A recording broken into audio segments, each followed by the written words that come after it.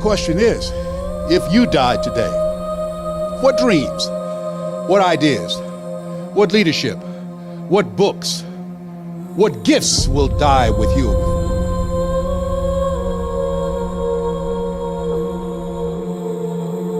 Let me tell you something you already know. The world ain't all sunshine and rainbows. It's a very mean and nasty place, and I don't care how tough you are, it will beat you to your knees and keep you there permanently if you let it. But every time that happens, you get back on your feet. You get up just as fast as you can, no matter how many times you need to do it. Remember this: success has been and continues to be defined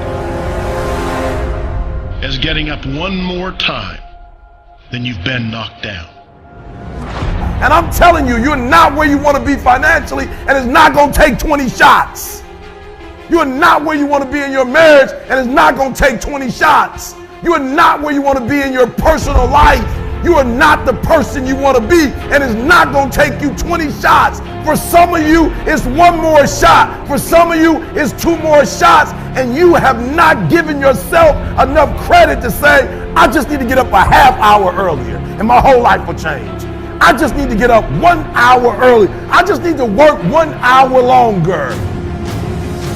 You, for whatever reason, you never pursued those dreams. You never acted on those ideas. You never used those gifts. And there they are standing around your bed looking at you with large angry eyes saying, we came to you. And only you could have given us life. And now we must die with you forever. I will not go down that way. I choose to fight back. I choose to rise, not fall. I choose to live, not die. And I know that what's within me is also within you. I need to stop hitting that snooze button. If you were to make that one change, that one sacrifice, you would stop dreaming and start living it. Dreamer. I say, are you a dreamer? I say, are you a dreamer? It's very, very important that you understand the things that I'm sharing with you today. I feel like I'm a man on a mission. I feel like God sent me to you for a reason. I am pregnant to deliver this word. Every time I get this word out, I feel a little bit better. Somebody needs this word. Somebody's life is going to be changed today. Somebody's on the verge of going to another level. You've been held up and held back and hindered by people who didn't understand where you were coming from because they didn't see it and they didn't perceive it and they didn't understand it. But God is getting ready to do something new and something fresh and something significant in your life. Oh, do you hear what I'm saying?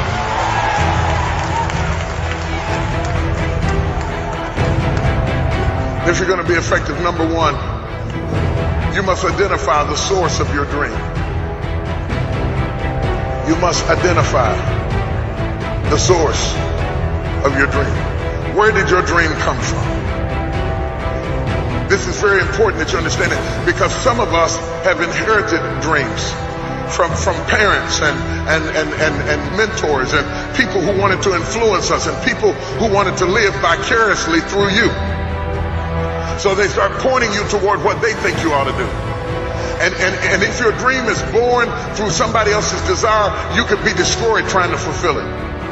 People always wanted a doctor in their family, and they always wanted a dentist in their family, and they always wanted a lawyer in their family. And so they decide they're going to steer you in that direction. And you're miserable trying to be something for which God didn't really call you to do, and you weren't created to do it, and you're frustrated trying to do something that's really not you. Somebody who wants grandkids before they die. And so you go out and marry somebody and get pregnant so mama can see her grandkids, and you end up miserable for 30 years to fulfill somebody else's dream of being. Oh, grandma says you got a preacher's head, and everybody starts sending you to Bible college, and you end up preaching for 20 years, but you're miserable and out of place because you really haven't fulfilled your dream. You've received the dream from other people. Domineering, overbearing, manipulative people who speak into your life and control you. Domineering husbands, domineering wives, manipulative people who try to make you be happy to be something that they want you to be, and you're living out somebody else's dream. And as long as you're living out somebody else's dream, you are a prisoner, a slave to their imagination, locked up to the prison of their idea, chained to their opinion, and you'll never be free. You might be rich, you might be famous, you might get the house on the hill, but you'll always be miserable until you find out God, why am I here? What did you create me to do? What? Oh. You must identify the source of your dream. When you're identifying the source of your dream, you got to rule out dreams that are born out of brokenness. Dreams that are born out of bad beginnings. You're trying to prove something to your first husband. You're trying to show your first boyfriend that you can live without him. You're trying to show your sister that you made it without her support. You're trying to prove something to the neighbors across the street. You've been through abuse and you're trying to get even with life for something that it took you through. All these things are dreams that are not good dreams. They're nightmares. They end in agony and despair because they were not born correctly. These dreams are born out of the flesh. They're born out of fleshly issues and problems that take hold in your life, and they're born because you're trying to prove something to somebody who may not ever change their mind in the first place. You cannot allow somebody's opinion to become your idol.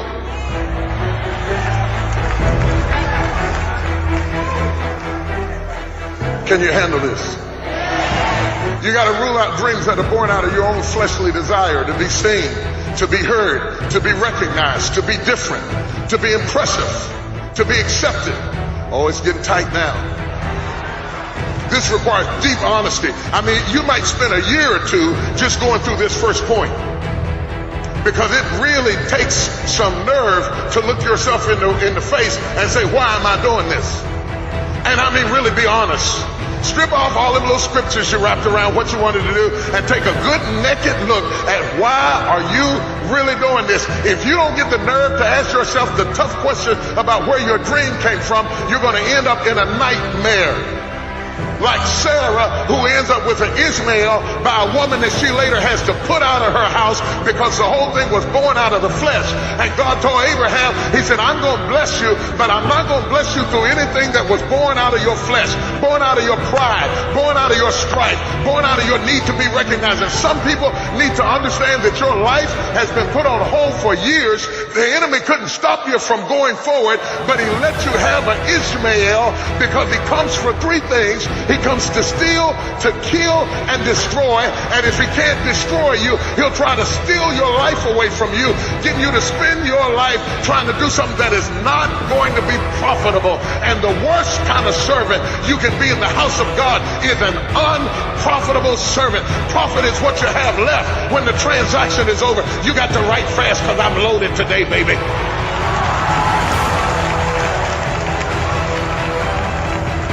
Profit is what you have left when the transaction is over. And when you start seeing years pass by and you don't have anything to profit, you've got to get the nerve to look at your dream and say, why am I doing what I'm doing? And ask yourself the tough questions so that you don't try to get the promise through an Ishmael.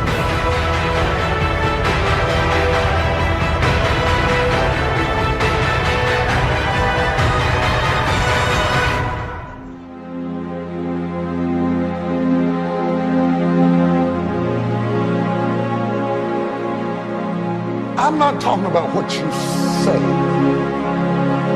You know how to say the right stuff. I'm talking about what you believe about yourself.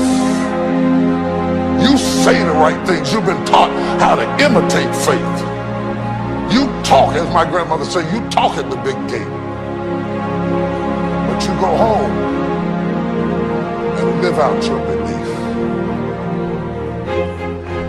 If you believe you are unlovable,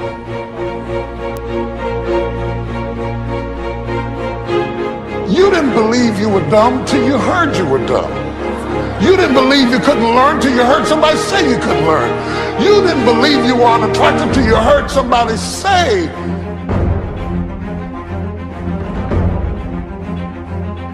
Every time you hit a low place, don't those voices come back up again? Every time things go wrong, don't those voices come back? You have never changed your belief.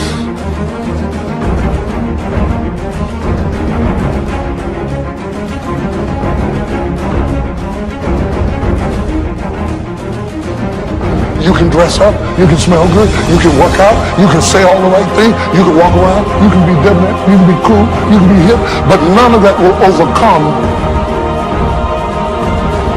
that belief that you have in your heart that your life is over, that you made too many mistakes, that you're too old to get anything done in the kingdom.